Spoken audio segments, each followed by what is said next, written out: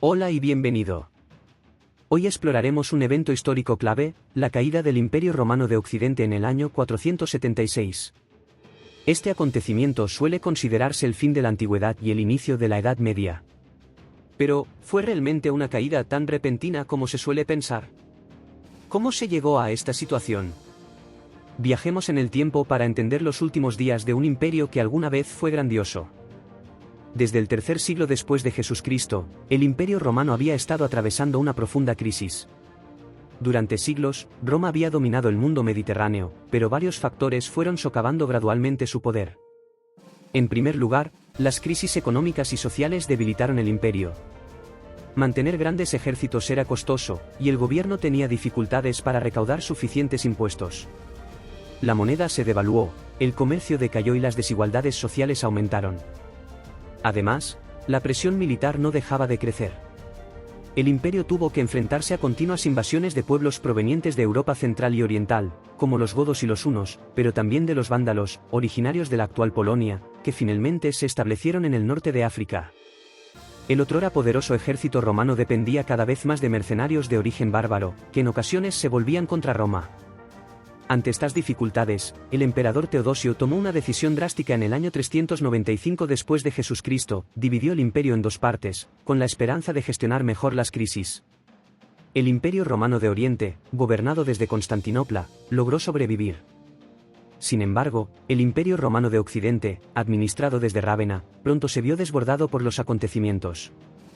El saqueo de Roma por parte de los visigodos, liderados por Alarico en el año 410, fue un golpe devastador. Roma, símbolo del imperio, fue saqueada por primera vez en siglos. Este evento destruyó la ilusión de que la ciudad era invulnerable.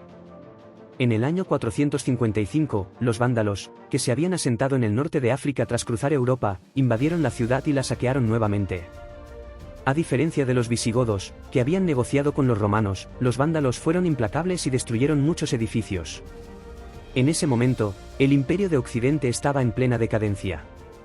Los emperadores se sucedían rápidamente, a menudo manipulados por poderosos generales o líderes bárbaros. Uno de estos generales, Orestes, tomó el poder en el año 475 y colocó a su propio hijo, Rómulo Augustulo, en el trono. Sin embargo, el joven emperador, apenas un adolescente, carecía de autoridad real. Su reinado sería el último del Imperio Romano de Occidente. En el año 476, un líder bárbaro llamado Odoacro se rebeló contra Orestes y marchó sobre Rávena. Rápidamente capturó a Rómulo Augustulo y lo obligó a abdicar. A diferencia de sus predecesores, Odoacro no nombró a un nuevo emperador. En su lugar, envió las insignias imperiales a Constantinopla y reconoció la autoridad simbólica del emperador de Oriente, Zenón.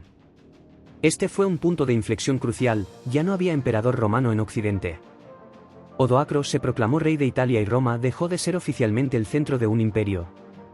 Aunque el año 476 suele presentarse como una ruptura clara, la realidad es más compleja. La administración romana no desapareció de la noche a la mañana. Muchos aspectos de la cultura y las instituciones romanas continuaron existiendo bajo los nuevos reinos germánicos.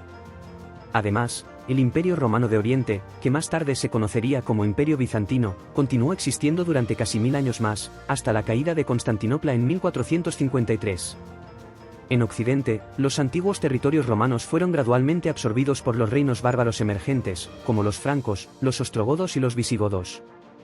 La influencia romana persistió, pero en una forma diferente. Así terminó la historia del Imperio Romano de Occidente en el año 476. Este evento marcó el fin de una era y el inicio de profundas transformaciones en Europa. Sin embargo, más que un colapso repentino, fue una transición lenta hacia un nuevo mundo. Gracias por escuchar. Si quieres descubrir más momentos fascinantes de la historia de la antigua Roma, no dudes en suscribirte al canal. ¡Hasta pronto!